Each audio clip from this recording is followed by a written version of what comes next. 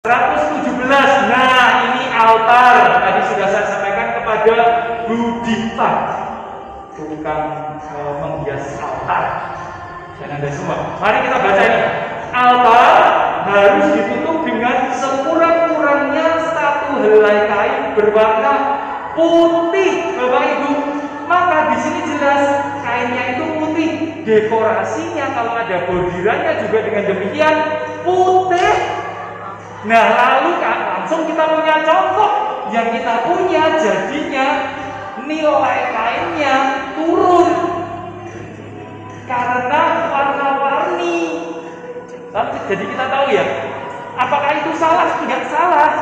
Tetapi kalau taplak altar itu direnda dibordir warna-warni, jadinya tidak menampakkan kemuliaan, malah keramik. Maka harusnya itu meriah yang sederhana. Angel tuh Bapak Ibu. Maka kalau pakai bordirnya putih. Maka itu seperti Pak Ratno itu bordirnya putih. Bu Dita, Bu Silvi itu putih. Kita jenengan bos. Bu Endang. Bu Rumindang. Nah, putih-putih begitu. Sederhana tetapi kelihatan megah. Kalau itu udah gitu ya. Lalu kita tahu ya, meskipun mahal mungkin berwarna-warni, tapi ini jelas putih saja cukup. Kalau mau diberi bordir ya putih, dekorasi putih. Kan nggak kelihatan, ya memang nggak harus kelihatan. Wong harusnya cuma selembar kain putih kok. Jadi jangan, prinsipnya Bapak Ibu, jangan apapun yang kita pasang di altar sana itu membuat kemegahannya terkacaukan karena tambahan-tambahan yang tidak perlu, gitu ya. Supaya paham ya. Gitu. Pada altar atau di dekatnya dipasang sekurang-kurangnya. Nah ini, sekurang-kurangnya 2 lilin. Nah, awak dhewe iki kurang memang setiap kali misa. Kurang anggaran mungkin ya kalau beli lilin. Kurang. Ini loh, sekurang-kurangnya dulu. Tetapi untuk kemeriahan hari Minggu dan hari Raya tuh 6. Ya toh? Tetapi boleh 4 atau 6 untuk hari Minggu dan hari Raya wajib. Nah, maka sekarang Anda yang para menta bisa ikut berpikir, oh ternyata kalau hari Raya, Minggu itu hari Raya, lilinnya 2, wah, berarti kita menganggap hari Minggu itu hari biasa, kemeriahannya tingkat bawah. Berarti awak dewe misa Minggu itu Bapak Ibu tidak ubahnya misa lingkungan, lilinnya 2. Tuh. Lalu berikutnya, kalau uskup yang memimpin misa dimasang 7 lilin. Lilinnya di mana? Jangan bingung Bapak Ibu, lihatlah misa pembaruan janji imamat. Lilin uskup itu ada di tengah. Lihat aja rekaman yang di Uskupan Agung Semarang. Lilinnya 7, 1 di tengah. Jadi tidak di kiri atau di kanan, enggak di tengah. Ya kalau di kiri kanan bagaimana ya tidak apa-apa. Tapi yang di Uskupan Agung Semarang di tengah. Jadi kalau ada lilin 7 berarti itu misa uskup. Maka kemarin kalau peresmian misalnya lilinnya hanya 4, Anda tidak mau mengakui itu uskup secara simbol loh ya. Ya kan? Kalau Anda mengakui yang misa peresmian kemarin uskup harusnya 7. Tapi gandeng jenengan namung sekawan berarti secara simbolis Anda menganggap yang misa bukan uskup. Nah, gitu ya. Belum tahu. Oh, belum tahu ya. Oh, berarti enggak apa-apa. Kalau belum tahu enggak apa-apa. Besok penempatan kita kan dari hari ini. Sampaikan soal jawabnya Bapak saja. Ya benar. Enggak apa-apa. Kita butuh semakin banyak orang yang tahu. Lalu kalau ada orang yang mengatakan boleh dan nggak boleh, lalu sedikit berpikir panjang gitu kan kalau melarang-larang saja. Kalau alasannya seperti yang pernah saya dengar, hanya karena anggaran itu seperti apa?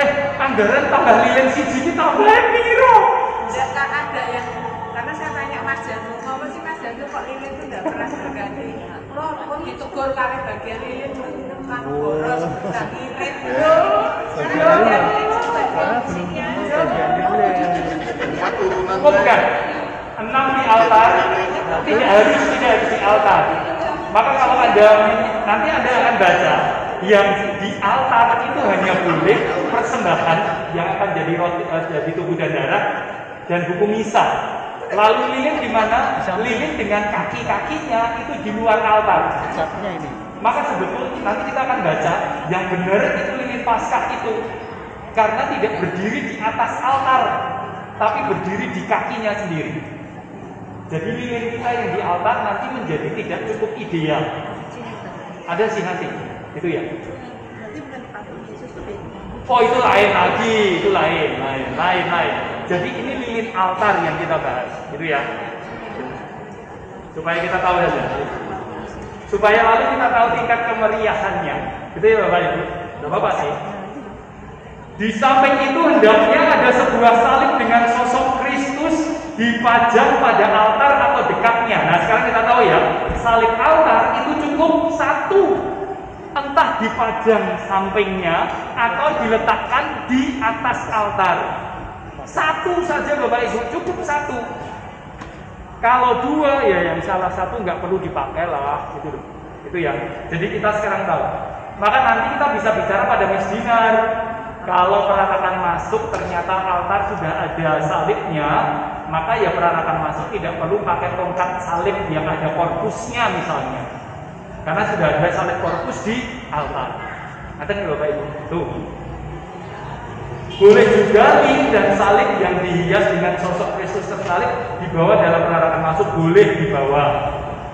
Jadi Bapak Ibu, lilin yang dibawa misdinar dengan demikian kita tahu untuk dipasang di altar, tidak hanya sekedar untuk dekorasi jalan perarakan, enggak, dibawa lalu dipasang, gitu kan? Ini di sini.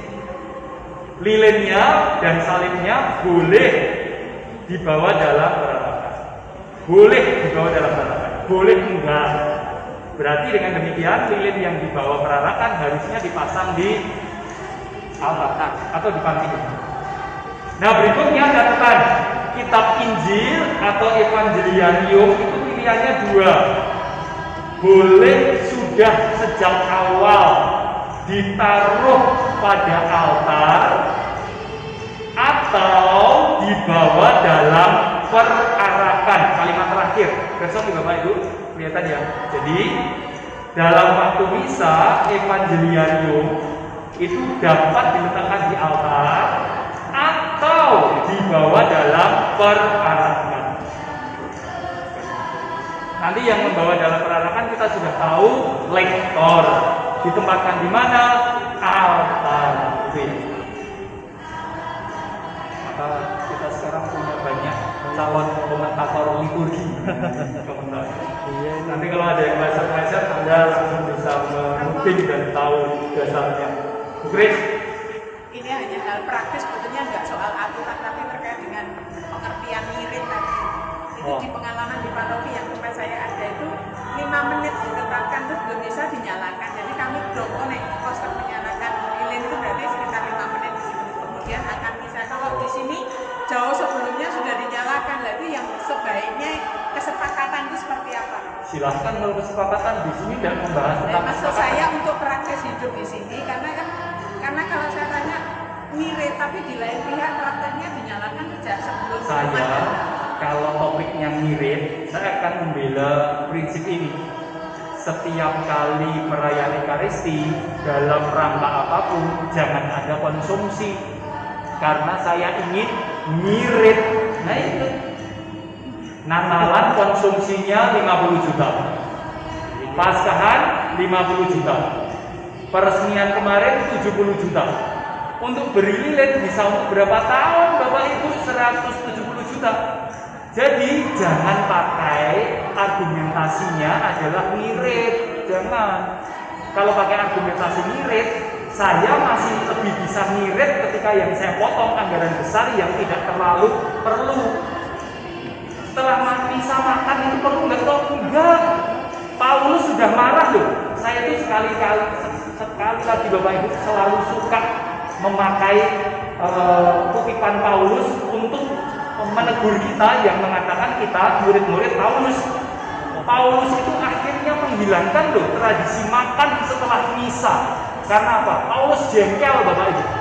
Maka misa itu dulu setelah makan roti sakramen itu ada waktu istirahat. Lalu makan besar dulu. Setelah semuanya kenyang masuk lagi minum anggur. Paulus menghapus itu karena jengkel. Mengapa? Karena Anda yang kaya makannya ingkung gajah, sing miskin makanya ingkung jangkrik Bapak Ibu. Wah, lalu semua udah rasa-rasa. Akhirnya dihilangkan. Lalu ekaristi kita jadi roti dan anggur langsung tanpa jeda. Jadi Bapak Ibu kalau mau ngirit-ngiritan, maka saya tidak akan mempersoalkan lilin, tapi saya akan mempersoalkan biaya ekaristi kita selama setahun itu paling banyak untuk makan setelah misa.